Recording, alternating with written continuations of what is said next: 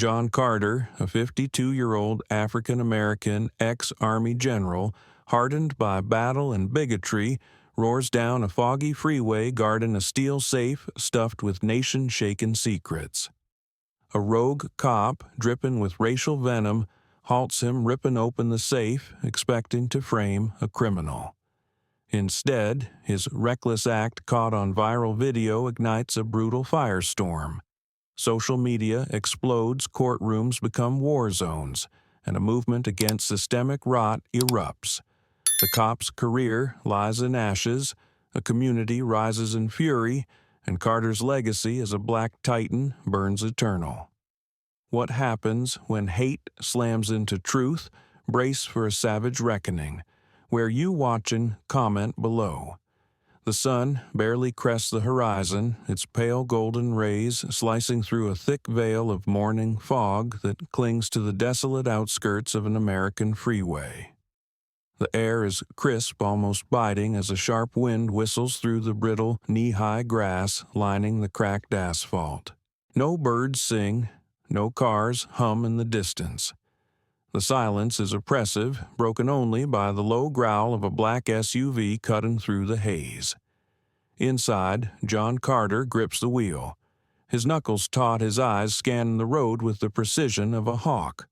At 52, this retired African-American U.S. Army general carries the weight of 3 decades in uniform years marked by valor, sacrifice, and the sting of racial prejudice that never quite faded. John's face, weathered yet resolute, betrays a man who's seen too much to trust the quiet. His deep brown eyes, sharp as ever, flick to the rearview mirror, then back to the empty stretch ahead. The SUV's engine purrs steadily, a stark contrast to the storm brewing in his mind. Tucked on the back seat, a heavy steel safe sits like a silent sentinel, its cold surface reflecting slivers of dawn. It's no ordinary lockbox. Inside are encrypted documents, maps, and a single audio recording, secrets so volatile they could unravel national security if exposed. John knows this. He spent years guarding these truths, remnants of a covert mission that cost lives and left scars deeper than the ones on his skin.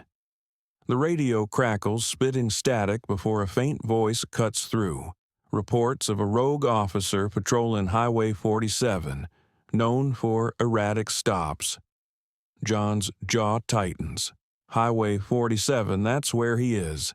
The warning burrows into his gut, stirring memories of slurs whispered in barracks, of promotions delayed because of his skin color. As a black man in a world quick to judge, he's learned to expect trouble. The safe, though, raises the stakes. Its contents aren't just his burden, they're a ticking bomb, one wrong move away from detonation. Every mile he drives feels like a gamble, the quiet road a deceptive lure. John exhales, trying to shake the unease. He's faced worse desert ambushes, covert ops gone south, and the quiet betrayal of colleagues who smiled to his face but questioned his worth behind closed doors. Retirement was supposed to bring peace, a chance to reclaim the life he fought for. But the safe keeps him tethered to the past, a reminder that freedom is fragile, especially for a man like him. The wind howls louder, rattling the SUV's windows, and John's grip tightens. Something's wrong.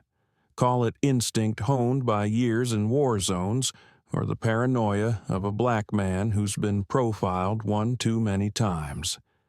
Either way, the air feels charged like the moment before a lightning strike. He glances at the safe again, its weight more than physical. It holds proof of a military scandal, a botched operation where truth was buried to protect the powerful. John was there, the only black officer in the room, scapegoated when things went wrong.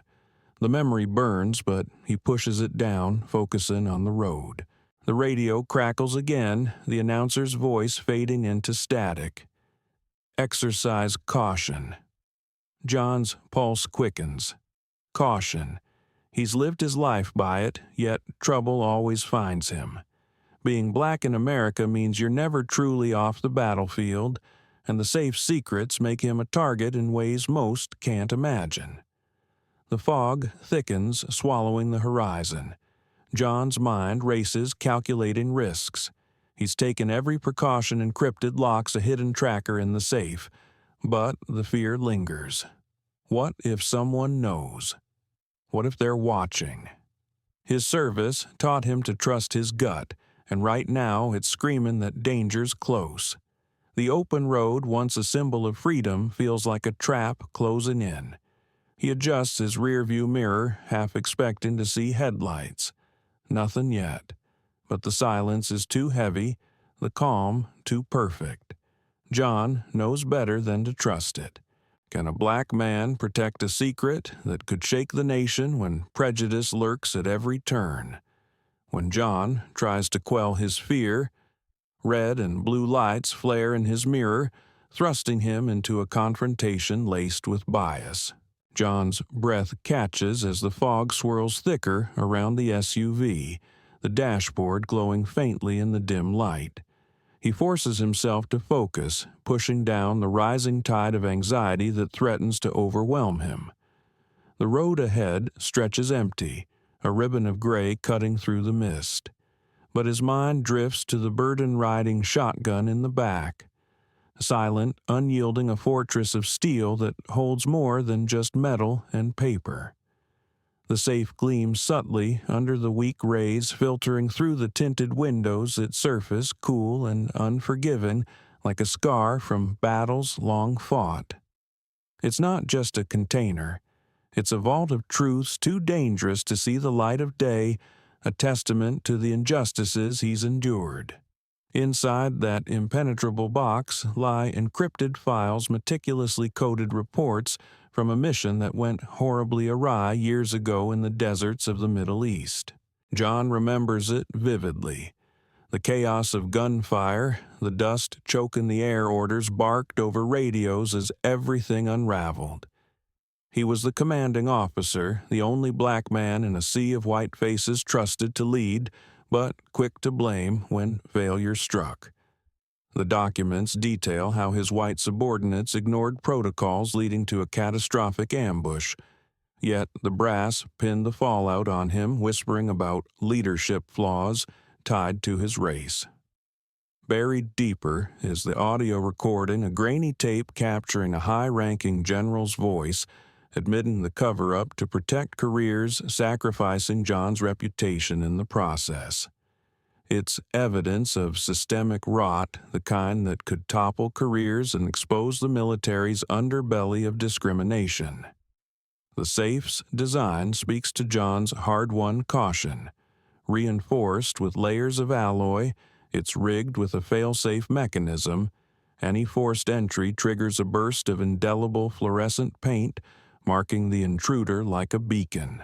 Hidden within is a GPS tracker, silently pinging his location to a secure server, if tampered with precautions born from too many close calls. John installed them himself, late nights in his garage tools scattered as he welded and wired his hands steady despite the memories flooding back.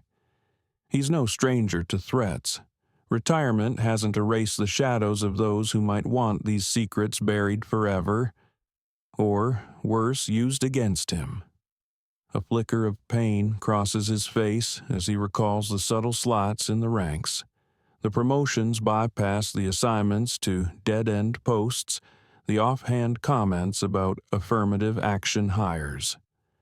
One incident stands out, a white lieutenant, questioning his orders in front of the unit, eyes narrowed with unspoken disdain, later filing a complaint that nearly derailed John's career. He fought back, proving his worth through sheer excellence, rising to general, despite the odds stacked against him. But the scars remain etched into his soul, fueling a resolve that's unbreakable. This safe isn't just protection for documents, it's his shield against a world that views him through a lens of suspicion. As a black man, he's learned that vulnerability invites attack, and these secrets could be weaponized to destroy what's left of his legacy. His heart pounds now a steady drumbeat echoing in the confined space of the SUV. The encrypted files aren't abstract. They're personal. They hold transcripts of interrogations where he was grilled, relentlessly accused of incompetence while the real culprits walked free. The recording, it's from a bug he planted himself risking court-martial to capture the truth. Exposing it could vindicate him, but at what cost? Leaks like this spark investigations' media frenzies, and for a man of color, the backlash is amplified labels like troublemaker or disgruntled, sticking like glue. John glances back at the safe, its presence a double-edged sword, salvation or ruin. He's driven this route before, but today feels different, the air heavier with unspoken peril. The wind outside picks up, buffeting the vehicle slightly, and John adjusts his grip on the wheel. He's mapped every escape route in his head, a habit from field ops where one wrong turn meant disaster. The GPS tracker hums silently a lifeline if things go south, but he prays it stays dormant. His mind races through scenarios, a random stop turning hostile questions escalating because of his appearance. He's seen it play out for others. Black men pulled over for looking suspicious, their lives upended in an instant. The safe amplifies that risk. If discovered, it could be twisted into something sinister, his intentions questioned before facts emerge. Deep down, John knows why he's so vigilant. The military taught him resilience, but society taught him wariness. As the only black general in his division, he navigated minefields of prejudice, daily meetings where his ideas were dismissed, reports altered to undermine him. One night, after a grueling debrief, a superior pulled him aside, voice low, "You're good, Carter, but some folks will never see past the color." Those words fueled his fire, pushing him to excel, but they also built walls. Now, in civilian life, those walls guard this safe a repository of proof that could rewrite history. But revealing it means reliving the pain facing the skeptics who'd rather silence him than confront the truth. His pulse quickens as he contemplates the stakes. The documents could clear his name, expose the cover-up, but in the wrong hands they'd be suppressed or, worse, used to frame him. The audio tape alone is dynamite, a voice admitting fault, shifting blame to the diversity pick. John's fists clench involuntarily. He's protected it this long, driving through the night if needed, avoiding crowded routes. Today, though, the fog feels like an omen, cloaking dangers he can't yet see. He breathes deeply, steadying himself, the safe's weight, a constant reminder of the battles he's still fighting. The road curves gently, and John eases off the accelerator, his thoughts swirling. He's not paranoid. Experience has made him prepared. The paint trap isn't overkill. It's necessity, a non-lethal deterrent that buys time. The GPS insurance, alerting allies if breached. He's thought of everything, yet doubt creeps in. What if today is the day it all unravels? The secrets inside could change lives, but for a black man like him, the path to justice is fraught with traps. He straightens eyes, fixed ahead, determination hardening his features. No matter what, he'll guard it with everything he has. What secret forces a black man to live in constant fear? The police siren wails, drawing John into a battle, not just for the safe, but for his dignity. The fog begins to lift, but the morning sun offers no warmth as it struggles to pierce the gray haze blanketing the desolate freeway. John Carter's black SUV sits idle on the shoulder, its engine ticking softly as it cools. The quiet is shattered by the pulsing red and blue lights of a police cruiser parked menacingly behind their flashes, cutting through the dawn like a warning shot. The air feels electric, charged with an unspoken threat that sets John's nerves on edge. He sits upright, hands steady on the wheel, his military training anchoring him against the storm he senses brewing. The world outside seems to hold its breath, the only sound the crunch of gravel under heavy boots approaching his window. Officer Ryan Mitchell looms large as he steps into view, his broad frame casting a shadow across the SUV.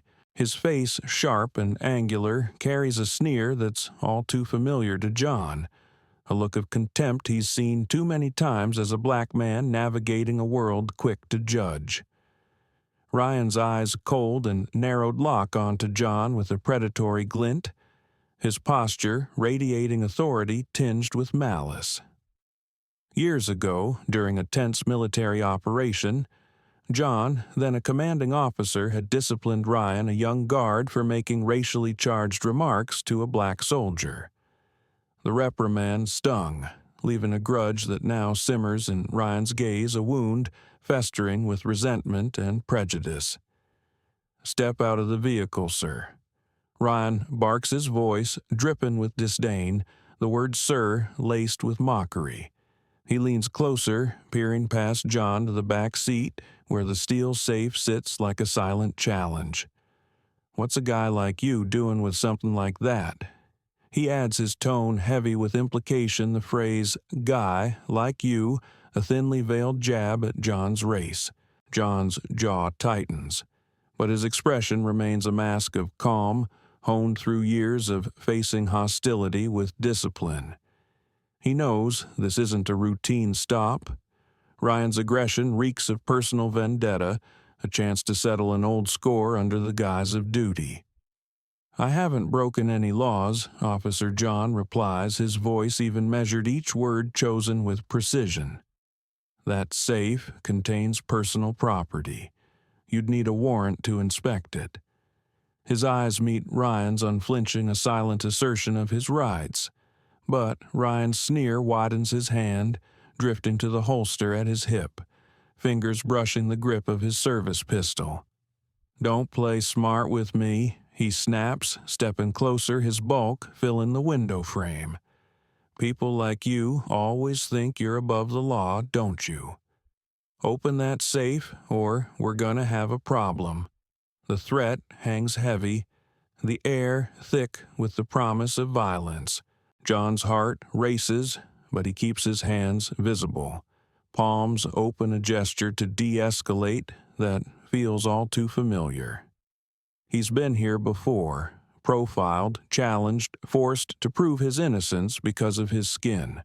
The memory of that military incident flashes back, Ryan red-faced spitting slurs when he thought no one was listening, only to be called out by John in front of the unit. The humiliation fueled Ryan's hatred, and now, years later, it's spilling over into this moment. John senses the danger, the way Ryan's fingers twitch near his gun, the way his voice carries a personal edge, not just professional suspicion. "You're making a mistake." John says, his tone firm, but calm, a commander addressing a subordinate. "I know my rights. You can't search without cause." Ryan's eyes flash with fury, his face reddening as he leans in close enough for John to smell the coffee on his breath. "'Cause I've got all the cause I need," he hisses. "A black guy driving alone with a suspicious safe that screams trouble. Open it or I'll make you." The racial undertone is unmistakable, a deliberate jab meant to provoke. John's pulse spikes, but he holds his ground, knowing any wrong move could escalate this into something deadly. The standoff stretches each second, taut with tension. Ryan's hand hovers over his holster, a clear threat, while John calculates his options. He's faced armed insurgents, navigated war zones, but this feels different, a confrontation rooted not in law but in prejudice. The safe, a silent witness in the back, looms larger now, its contents a potential death sentence if mishandled. John's mind races comply and risk exposure, or resist and face a drawn weapon. He chooses defiance, his voice steady. "You're crossing the line, officer. You want that safe, get a warrant. Otherwise, we're done here."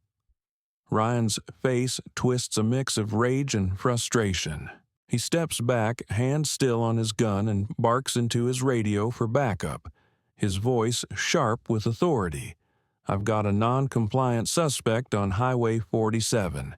Send units now." The words are a power play meant to intimidate, but John doesn't flinch. He's seen this script before, cops using their badge to bully banking on fear to force compliance. But John's not afraid. He's a general, a survivor of battles both on the field and in the barracks where prejudice was as deadly as any bullet. A distant siren wails faint, but growing louder, signaling the arrival of more trouble. Ryan paces his boots, grinding into the gravel, his eyes never leaving John. The morning sun climbs higher, but its light feels cold, casting harsh shadows across the scene. John's hands remain steady, but his mind is a whirlwind of strategy. He knows Ryan's not just after the safe. This is personal, a chance to humiliate a black man who once outranked him. The racial slur from years ago echoes in John's memory. You don't belong here, and he realizes Ryan's hatred has only grown fueled by a system that often protects men like him. The tension is palpable, a powder keg waiting for a spark. John's calm is his armor, but he knows it might not be enough. Ryan's aggression steeped in racial animus is a force of its own, unpredictable and dangerous. The safe sits silently, a catalyst for this brewing storm, its secrets too heavy for either man to ignore. John braces himself, ready for what comes next, his resolve unshaken, despite the threat of violence hanging in the air. How far will a prejudiced cop push his vendetta? Ryan's bigotry-fueled aggression, raw and unfiltered, sets the stage for a reckless act that will ignite a firestorm of drama. The freeway shoulder pulses with a restless energy, the morning sun now blazing overhead, casting stark shadows across the gravel-strewn roadside. A small crowd gathers, drawn by the flashing lights of the police cruiser, their phones raised like weapons capturing every tense moment.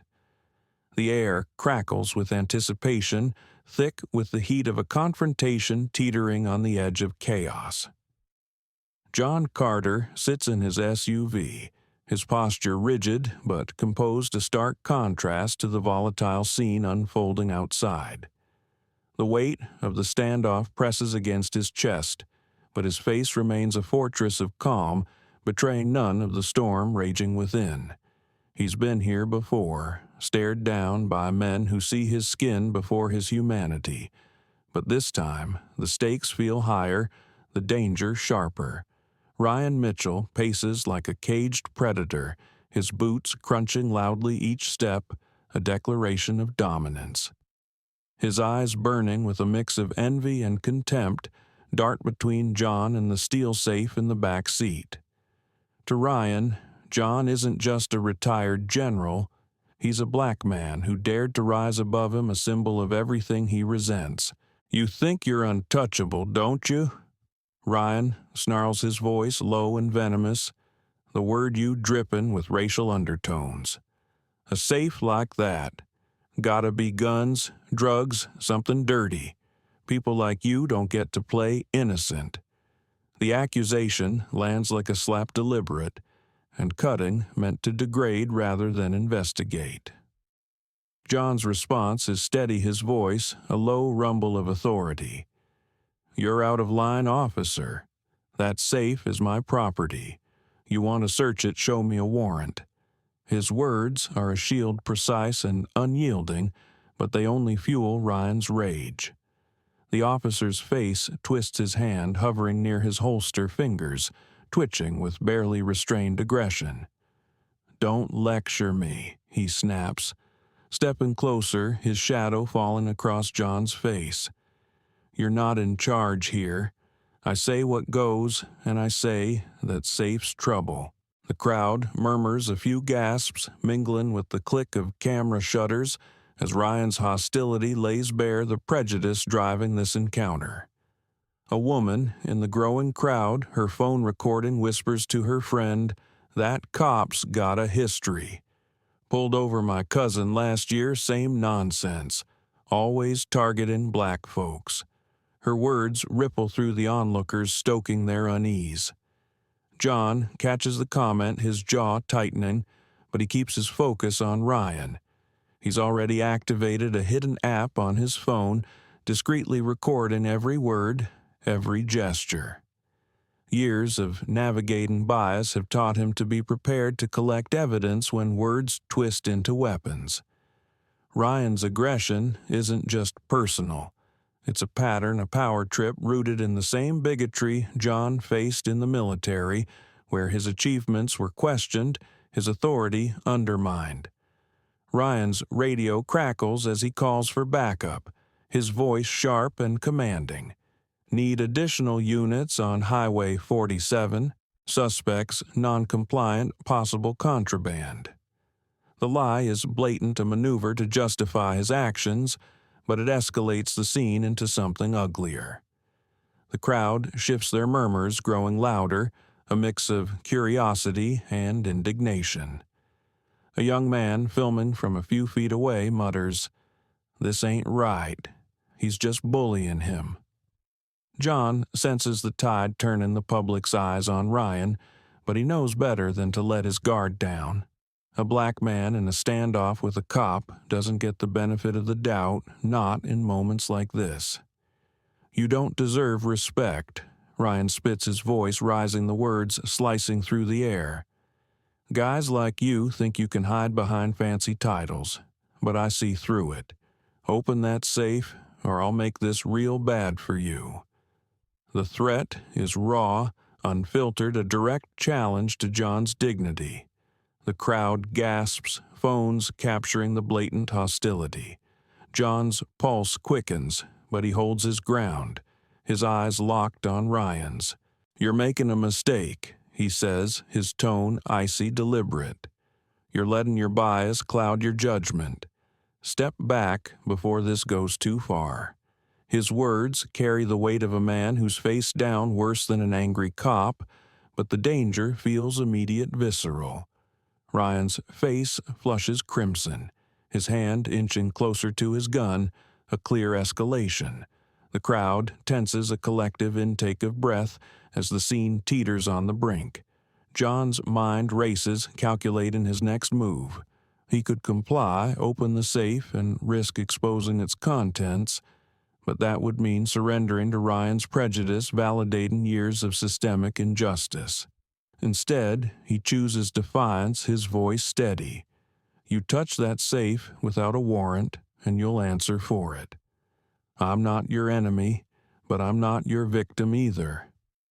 The words are a gauntlet, thrown, a refusal to bow to intimidation. The distant wail of sirens grows louder, signaling the arrival of more officers, turning the roadside into a pressure cooker. Ryan smirks, emboldened by the promise of backup, but his confidence is brittle, masking a growing desperation. He's not just fighting John. He's fighting the specter of his own failures, the sting of being outranked by a black man years ago. The crowd's presence, their cameras rolling, adds a layer of scrutiny he didn't anticipate. A teenager in the group shouts, "Back off, man. You're the one looking guilty." The comment stings, and Ryan's eyes flicker with uncertainty, but his pride won't let him retreat. John remains still, his hands visible, his demeanor a masterclass in restraint. He knows the optics, a black man facing an armed cop, the crowd watching, filming. One wrong move could turn this into a tragedy, the kind that fills headlines and hashtags. But he's not defenseless. The recording app hums silently, capturing Ryan's every word, every threat. John's seen too many battles to falter now, but the weight of this moment presses hard. Ryan's not just after the safe, he's after John's dignity, his legacy, everything he's fought to protect. The air hums with tension, The crowd whispers a chorus of judgment as the standoff inches toward a breaking point. Will racial prejudice destroy a cop's career? Ryan's bigotry-fueled aggression, raw and reckless, propels him toward a catastrophic mistake that will leave him humiliated. The freeway shoulder transforms into a chaotic arena, bathed in the harsh glare of midday sun and the relentless strobe of police lights. Sirens wail as additional cruisers pull up their tires, crunching gravel, amplifying the pandemonium. A throng of onlookers presses closer, phones aloft, their murmurs swelling into a fevered buzz. Camera flashes pop like gunfire, capturing the volatile tableau where John Carter's SUV stands as the eye of the storm. Inside, John remains a pillar of composure, his hands resting calmly on the wheel, his gaze steady despite the bedlam outside. The air is thick electric with the promise of disaster as the standoff reaches a fever pitch. Ryan Mitchell, flushed with fury, strides toward the SUV's rear door, a crowbar gripped tightly in his white-knuckled hand. His eyes blaze with defiance, the crowd's scrutiny only fueling his reckless determination. "You think you can hide from me?" he bellows, his voice cracking with rage directed at John, but meant for the onlookers. He's beyond reason now, driven by a toxic blend of prejudice and wounded pride, convinced the safe holds evidence to justify his vendetta. John's voice cuts through the chaos calm, but edged with steel. "Don't do it, officer. That safe's protected. You'll regret this." His warning hangs in the air unheeded as Ryan smirks, mistaking John's restraint for weakness. The crowd holds its breath as Ryan jams the crowbar into the safe's seam, grunting with effort. Metal screeches against metal, a grating sound that sets teeth on edge. John watches, his expression unreadable, but his mind races. He's already ensured the encounter is documented, his phone's hidden app capturing every reckless move. Ryan's actions aren't just illegal, they're a public unraveling, a spectacle of arrogance laid bare. A young woman in the crowd mutters, "He's losing it." Her phone, trained on Ryan, live streaming to thousands. The tension spikes a collective anticipation of something explosive as Ryan leans harder into the crowbar, oblivious to the trap he's about to spring. With a sudden hiss, the safe security system detonates. A jet of neon green paint erupts from the seam, blasting Ryan square in the face. He staggers back, the crowbar clattering to the ground as the viscous liquid coats his eyes, mouth, and uniform. He screams a raw, guttural cry of shock and pain, flailing wildly as the paint clings like a second skin.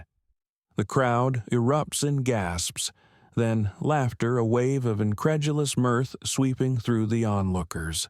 Ryan's once imposing figure is reduced to a grotesque caricature, a fluorescent monument stumbling blindly, his authority obliterated in a single humiliating moment. "Got what he deserved," a man shouts his phone, capturing Ryan's frantic attempts to wipe the paint away, only spreading it further. The green streaks smear across his cheeks, dripping onto his badge, transforming him into a living punchline. Backup officers arriving moments before freeze in their tracks, their faces a mix of shock and embarrassment.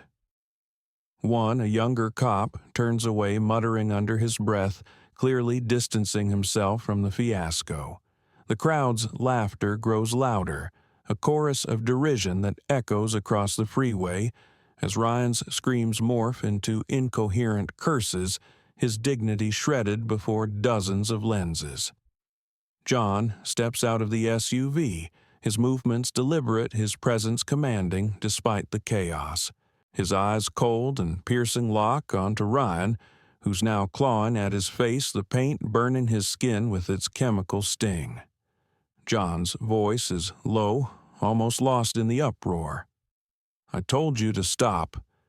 The words carry no triumph, only a quiet certainty.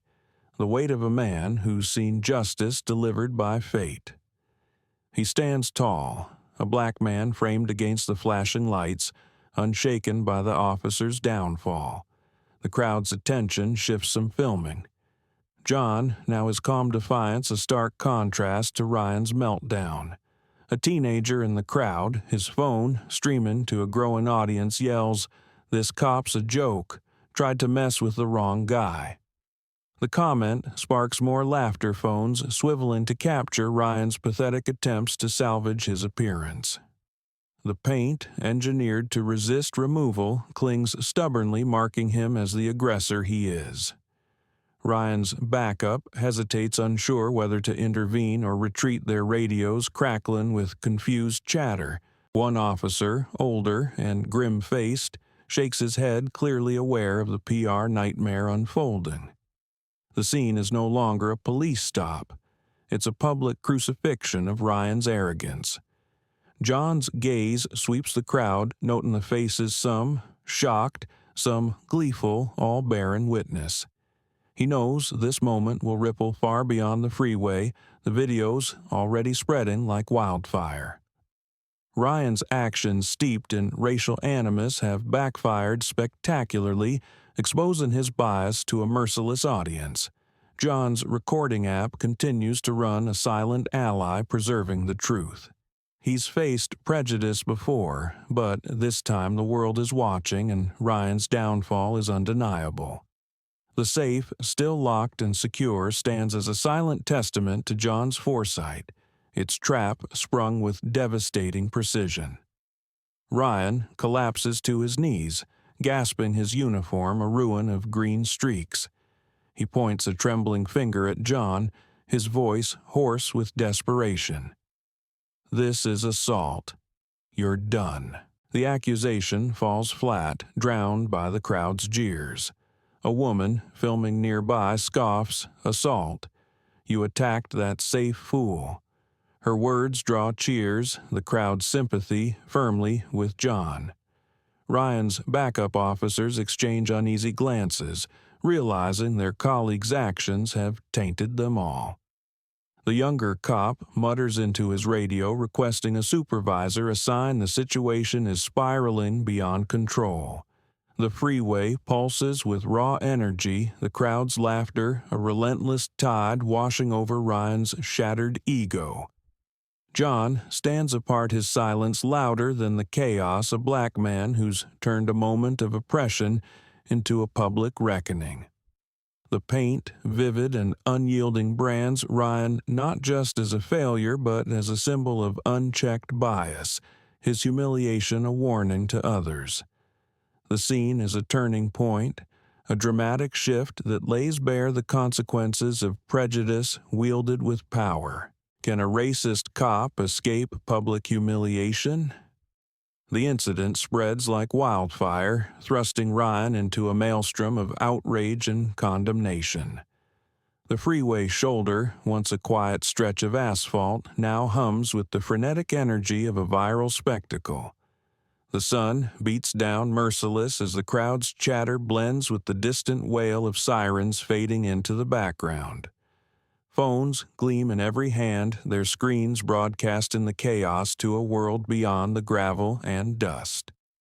The digital realm explodes a wildfire of pixels and outrage as videos of Ryan Mitchell's neon green humiliation flood social media. The air feels charged, not with static, but with the collective fury of a public awakened to injustice. John Carter stands by his SUV, his silhouette steady against the pandemonium, a black man whose quiet strength has turned a roadside clash into a global reckoning.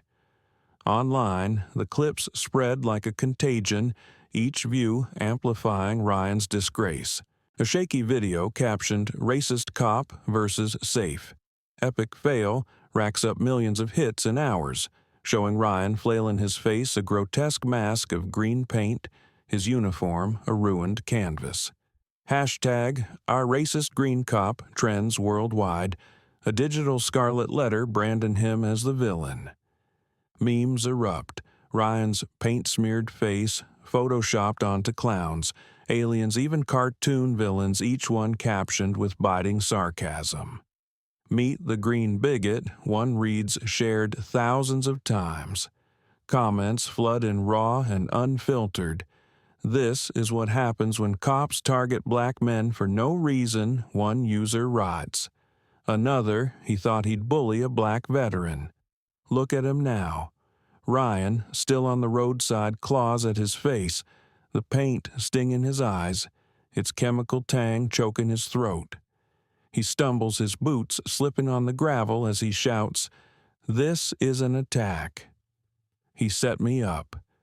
His voice cracks desperate, but the crowd drowns him out with jeers.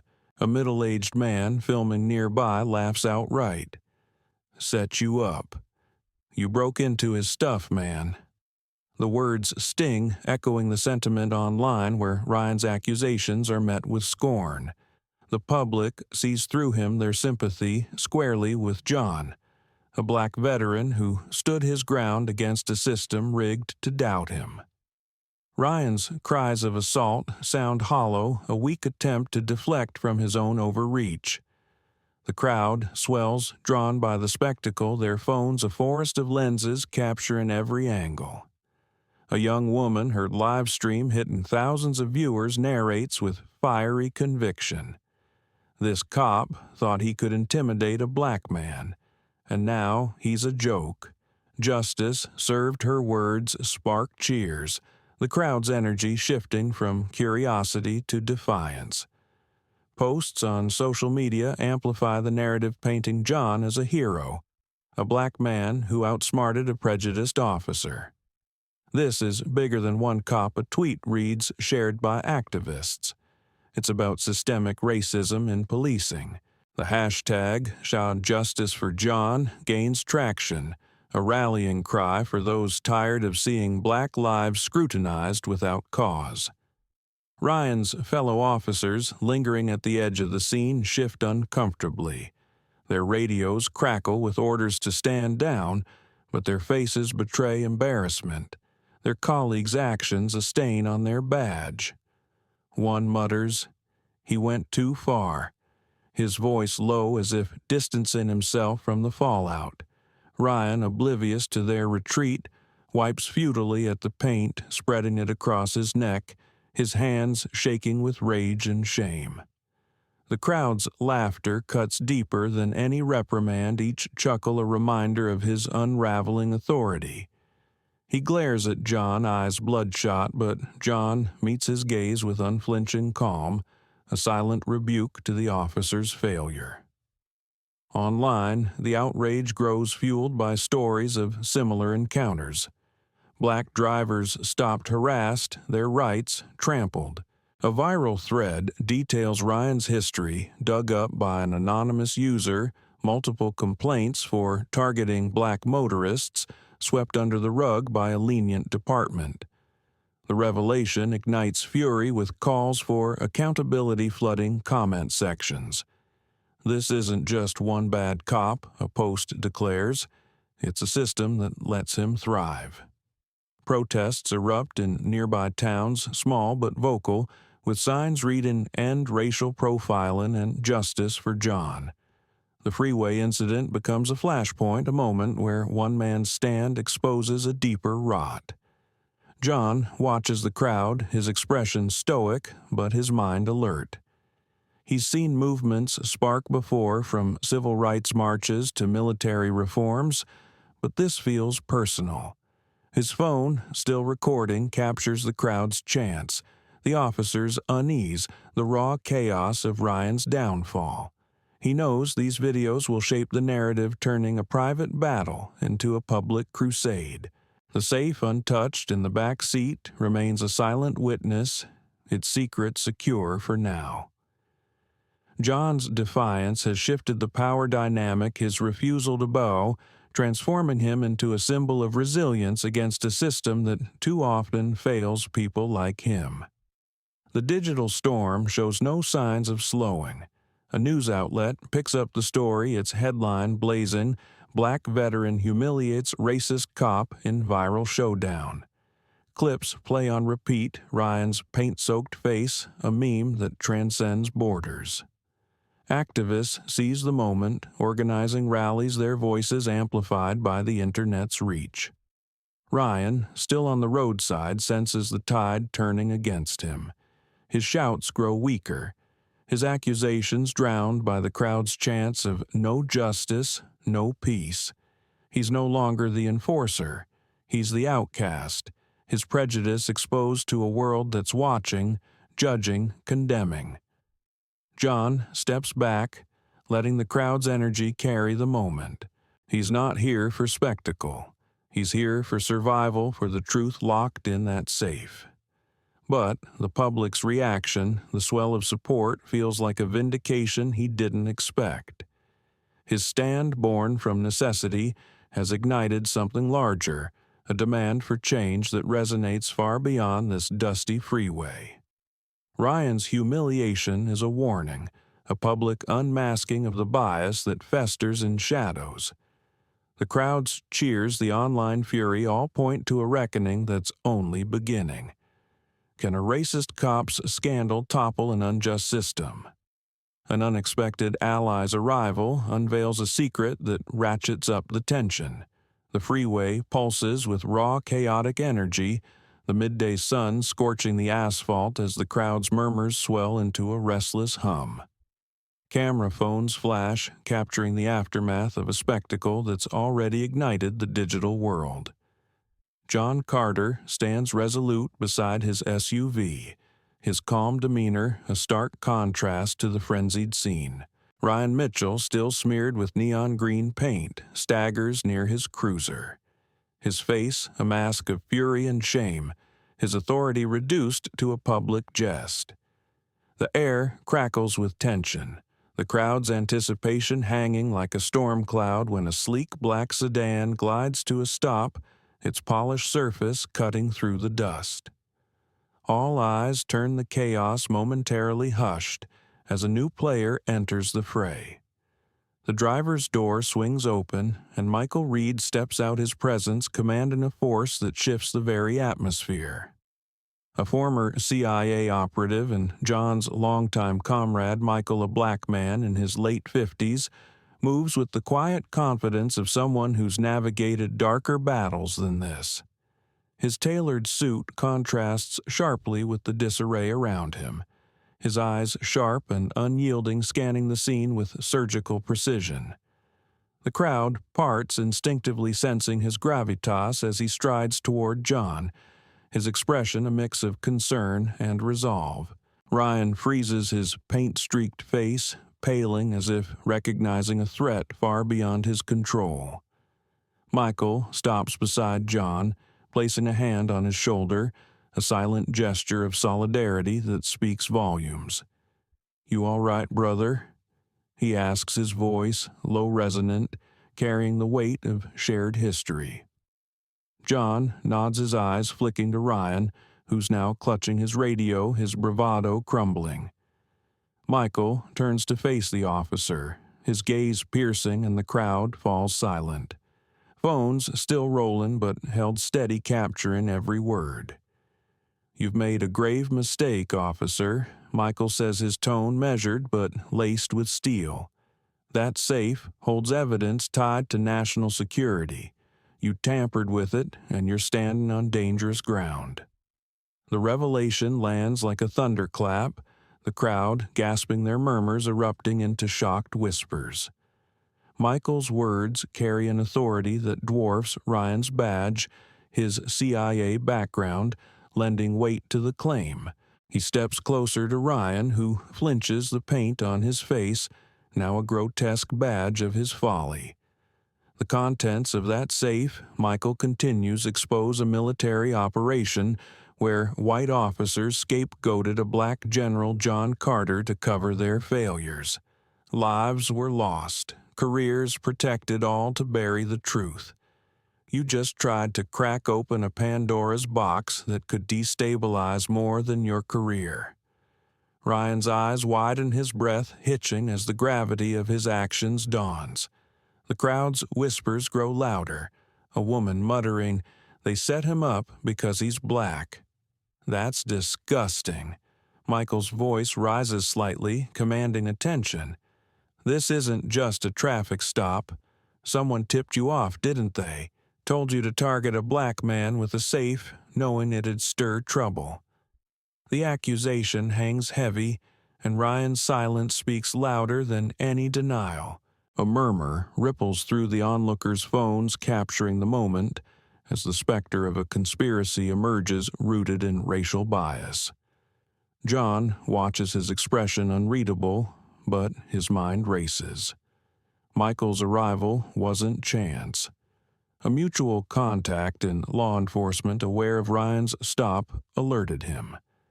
The safe's GPS tracker silently pinging ensured Michael knew exactly where to find him. Years of covert ops taught them to anticipate betrayal, and now their instincts are proven right. Ryan's stop wasn't random. It was orchestrated, a deliberate attempt to expose or destroy the evidence John's guarded so fiercely. The crowd's outrage grows a man shouting, "This is bigger than one cop. Who's pulling the strings?" The question lingers unanswered, fueling the tension. Michael's gaze locks onto Ryan, unrelenting. "You've got two choices," he says, his voice cutting through the noise. "Back off now, or face a federal lawsuit for tampering with classified materials. Your department won't protect you, not after this." He gestures to the crowd, their phones a sea of evidence. Ryan's hands tremble, his radio slipping from his grip as the weight of Michael's threat sinks in. The paint, still dripping down his neck, marks him as a fool, but Michael's words brand him a liability. The backup officers, lingering at the sidelines, exchange uneasy glances, their loyalty to Ryan eroding under public scrutiny. The crowd's energy shifts their chants, growing bolder. No more cover-ups, a young woman yells her live stream, hitting thousands of viewers. The hashtag, racist green cop, already viral, now merges with expose the truth, amplifying the call for justice.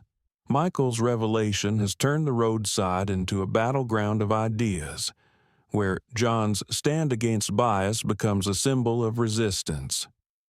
Ryan, cornered by his own actions, stumbles back, his eyes darting wildly, searching for an escape that doesn't exist. The crowd presses closer, their phones relentless as Michael's words reshape the narrative, exposing a deeper injustice. John steps forward, his presence quiet but powerful, amplifying Michael's impact. He doesn't speak, but his silence is deafening, a testament to the resilience of a black man who's faced systemic prejudice and emerged unbroken. The safe, secure in the SUV, holds secrets that could rewrite history.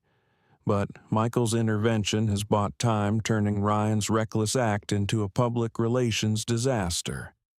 The crowd's cheers, sporadic at first, grow into a unified roar, a demand for accountability that echoes beyond the freeway. Ryan's defeat is palpable, his authority shattered, his prejudice laid bare for the world to judge. Michael glances at John, a flicker of pride in his eyes, a shared understanding of the battles they've fought together. This moment, chaotic and raw, is a victory, but the war isn't over. Ryan's stop, guided by unseen hands, hints at a larger scheme, one that targeted John, not just for his secrets, but for who he is. The crowd's fervor, the digital storm, all point to a reckoning that's gaining momentum.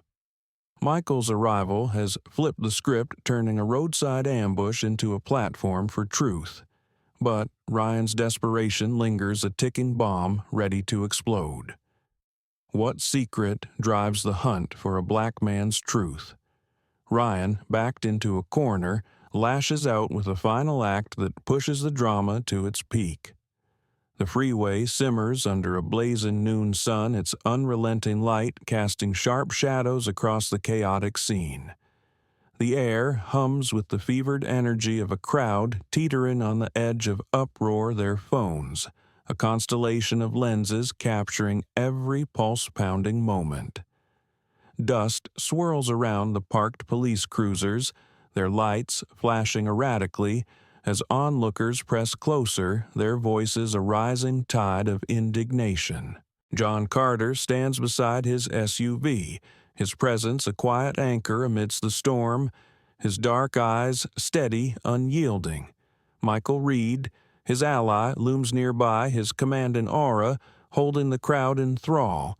Across from them, Ryan Mitchell staggers, his paint-smeared face a grotesque mask of panic and rage, his authority crumbling under the weight of public scorn.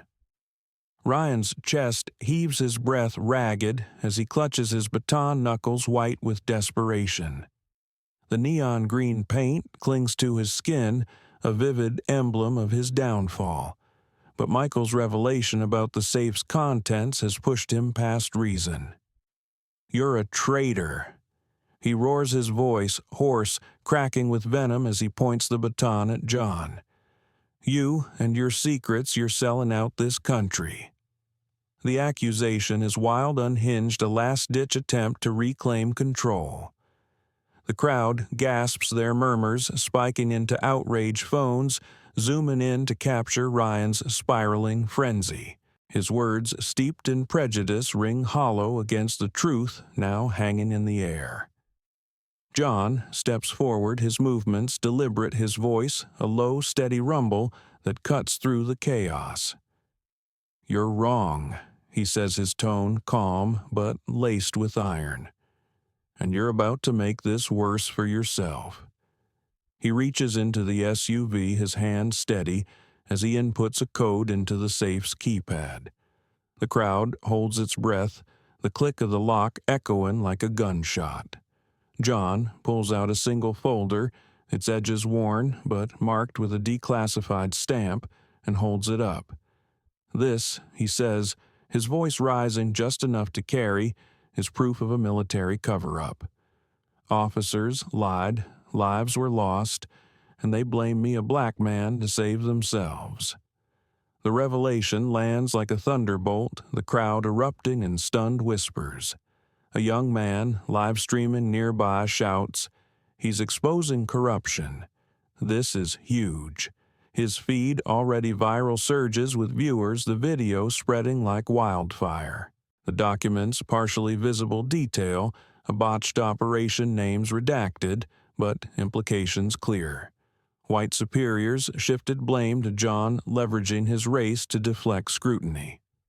Ryan's eyes widen, his baton trembling in his grip as the crowd's focus shifts from his humiliation to John's vindication. "You're lying," Ryan screams, lunging forward, baton raised as if to strike. The crowd surges, voices crying out in protest, but Michael steps in his frame, a wall between Ryan and John, his glare cold enough to freeze blood.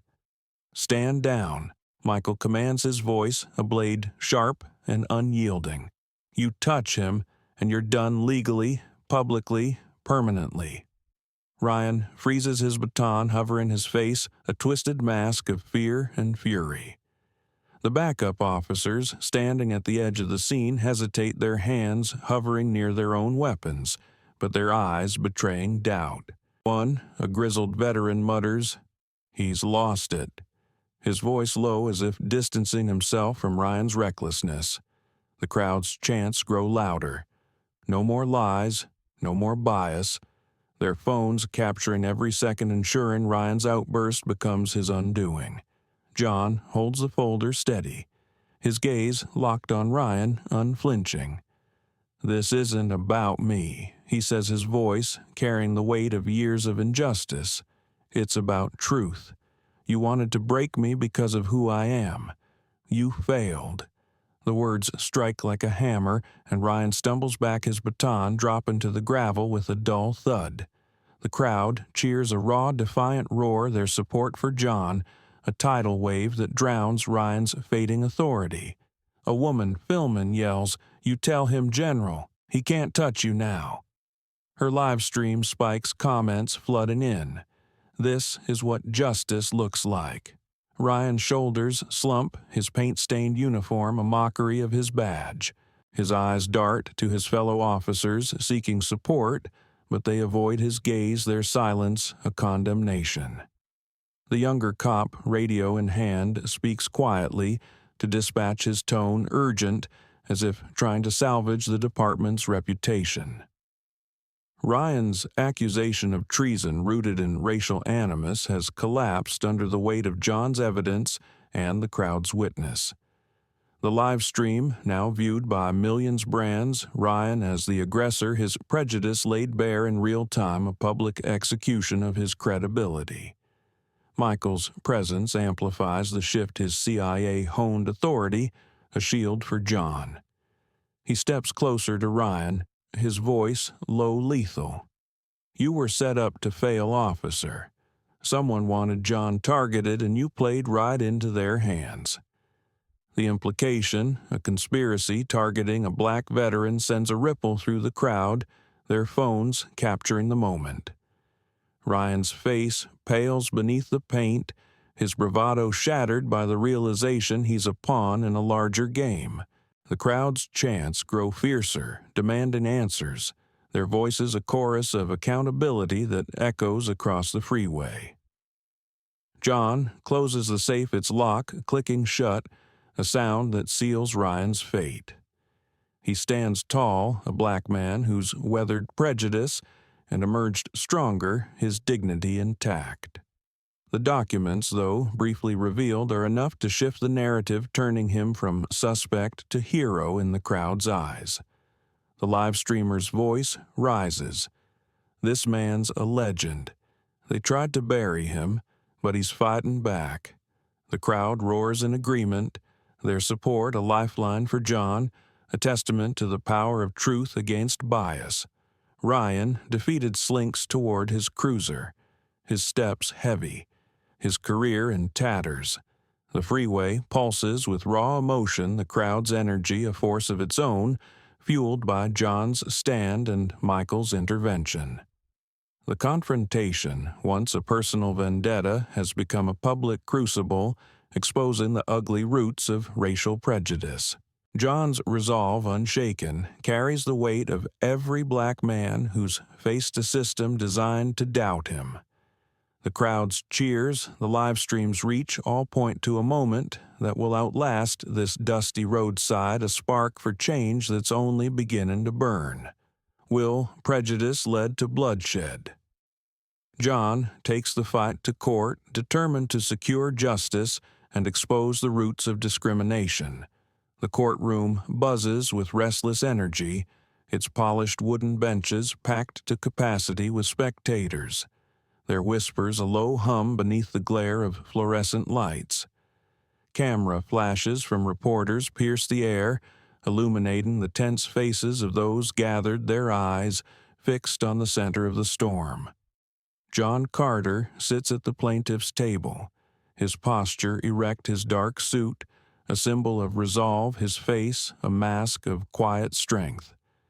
The room feels like a pressure cooker, every glance, every rustle of paper charged with the weight of a reckoning. Outside, the world watches, social media ablaze with anticipation as a black veteran's fight for justice takes center stage. John takes the stand, his voice steady, resonant, carrying the authority of a man who's faced battlefields and bias alike. "I was stopped without cause." He begins his words deliberate, each one landing like a stone in still water. "Officer Mitchell targeted me because of my race, demanded access to my private property, and threatened violence when I asserted my rights." His gaze sweeps the room unflinching as he recounts the roadside ordeal, the slurs, the drawn weapon, the crowd's witness. Reporters scribble furiously, their cameras trained on him, capturing the dignity of a black man who refused to be broken. The judge, a stern woman with gray hair, leans forward, her expression grim, absorbing every detail. Michael Reed, seated nearby, takes the stand. Next, his presence, commanding his CIA-honed gravitas, silencing the room. The safe officer Mitchell tried to breach contains evidence of a military scandal. He states his voice clear, cutting through the murmurs. It holds proof of a cover-up that endangered lives and scapegoated John Carter, a black officer, to protect others' reputations. Tampering with it risked national security. His words send a ripple through the courtroom spectators, gasping reporters typing furiously. The safe, though absent, looms large, its contents a silent witness to systemic injustice, its significance elevating the case beyond a single officer's misconduct. The prosecution unveils damning evidence, the viral videos now viewed by millions showing Ryan's paint-soaked meltdown and his racially charged threats. A leaked internal report projected on a screen details Ryan's history. 5 prior complaints of targeting black drivers, all dismissed with minimal consequence. A woman in the gallery whispers, "How did they let him keep his badge?" Her words echo the public's growing outrage, amplified by the live feeds streaming from the courtroom. Ryan, seated at the defense table, slumps lower his face, pale beneath lingering traces of green, his eyes avoiding the crowd's accusing stares. His lawyer's objections falter, drowned by the weight of undeniable proof. The police chief, called as a witness, shifts uncomfortably under questioning. "We're reviewing our oversight procedures." He mumbles, his voice strained as the prosecution presses him on Ryan's unchecked behavior. Officer Mitchell's actions were regrettable. The admission, though reluctant, fuels the crowd's murmurs, their frustration palpable. A reporter tweets, "Chief admits department failures in Carter case." Justice for John. The hashtag surges, uniting voices demanding reform. John watches, his expression stoic, but his heart pounds, knowing this moment could reshape more than his own story.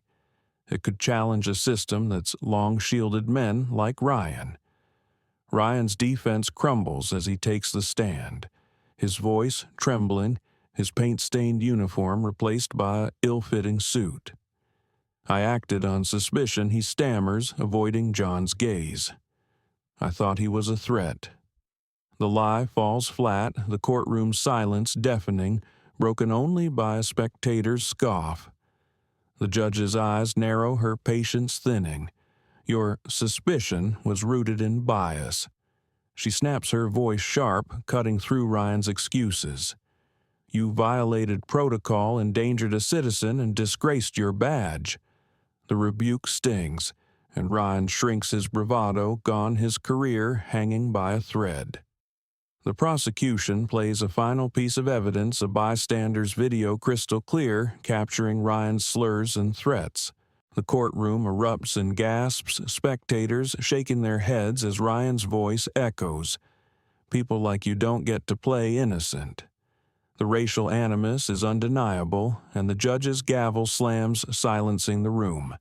"Enough," she declares, her voice trembling with controlled fury. "Officer Mitchell, your actions were not only illegal, but a betrayal of public trust." She sentences him to permanent dismissal, 2 years probation, and mandatory ethics training, her words a hammer, striking down his legacy. The gallery explodes in cheers, a wave of relief and triumph washing over the crowd. Reporters rush to file stories, their headlines blazing, "Racist cop fired in landmark case." John remains seated, his face composed, but a flicker of satisfaction crosses his eyes. He's fought this battle before in barracks and boardrooms, but this victory feels different. Public, undeniable, a beacon for others. Michael leans over, his voice low. "You did it, John. They can't ignore this." The words carry the weight of their shared struggles. 2 black men who've navigated a world that often seeks to diminish them. The trial becomes a symbol, a rallying cry against racial bias in policing. Outside, protesters chant John's name, their signs demanding systemic change. Social media amplifies the verdict with activists hailing John as a hero, a black veteran who turned prejudice into a platform for justice. The courtroom empties, but the energy lingers, a spark that ignites rallies across the city. John's stand, once a solitary act, now resonates with millions, a testament to the power of resilience. The judge's ruling firm and unflinching sends a message: no one is above accountability, not even those shielded by a badge. John steps outside the flash of cameras, blinding, but his focus remains sharp. He's not just a plaintiff. He's a symbol, a black man who faced down a system and won. The trial's outcome, broadcast live, galvanizes a movement, its ripples felt in every corner of the nation. Ryan, escorted out in disgrace, avoids the cameras. His head bowed, his legacy reduced to a cautionary tale. John's dignity, unyielding, shines brighter, a beacon for those who've faced similar battles. The courtroom, now silent, stands as a monument to a truth hard-won, a victory for justice over prejudice. Can justice triumph over racial bias? The trial's aftermath shakes the community, plunging Ryan into a deserved abyss. The city streets thrum with defiance, a sea of protesters flooding the downtown square, their signs blazing with demands: end racial profiling, justice for John Chance, echo off towering buildings, a unified cry against a system tainted by bias. Social media pulses: Dodger justice for John, dominating feeds, memes mocking Ryan Mitchell's paint-smeared downfall. His face, a green caricature of failure, captioned "Bigotry backfires." Ryan, once a figure of authority, now hides in shame, his career obliterated, colleagues exposing his history of targeting black drivers. He crossed lines too many times, one admits, voice heavy with regret. The revelations fuel rallies, sparking calls for stricter police oversight, a movement born from John Carter's stand. John, now at his quiet home, finds peace amidst the storm. The safe, locked away, holds its secret secure, a silent partner in his victory. Michael Reed visits their laughter, warm, his voice thick with pride. "You changed everything, brother," he says, eyes gleaming. John humble shrugs, but his heart swells. A viral video of his rally speech spreads his words resolute: stand for your rights, for those who come next. Crowds cheer their phones, capturing a black veteran's call to action, inspiring reforms, new training review boards, accountability. A mural rises downtown John's face, alongside "Justice Lives," a symbol of resilience. His fight, once solitary, now unites a community, leaving a legacy of courage against prejudice. Can one black man's bravery reshape an unjust system? No sequel needed. John Carter's triumph resonates, fueling the fight against racism. As the sun sets over John Carter's quiet suburban home, the echoes of a city transformed linger in the air. His journey from a tense roadside standoff to a courtroom victory has become more than a personal triumph. It's a beacon for justice, a testament to the power of one black man's courage against a tide of prejudice. The safe, now secure, holds secrets that sparked a movement, its weight, a reminder of truths worth fighting for. The protests, the reforms, the mural bearing John's likeness, they all speak to a legacy that's reshaped a community, inspiring countless others to stand tall against injustice. His story, raw and resonant, proves that even in the face of systemic bias, one voice can ignite change, leaving a mark that won't fade. John's victory isn't just his own. It belongs to every person who's faced discrimination and dared to push back. His defiance, captured in viral videos and etched into public memory, has shifted the conversation, demanding accountability where silence once reigned. The fall of Ryan Mitchell. A symbol of unchecked prejudice serves as a warning. No one is above justice. As John's words echo, stand for your rights, for those who come next. They call us all to action, urging us to confront bias in our own corners of the world. His legacy, painted across city walls and shared across screens, is a challenge to keep fighting, to keep believing that change is possible. What injustices have you witnessed, and how will you stand up to them? Share your thoughts in the comments below. Your voice matters. If John's story moved, you hit that like button, share this video, and subscribe to our channel for more stories of courage and triumph. Let's keep the conversation alive together.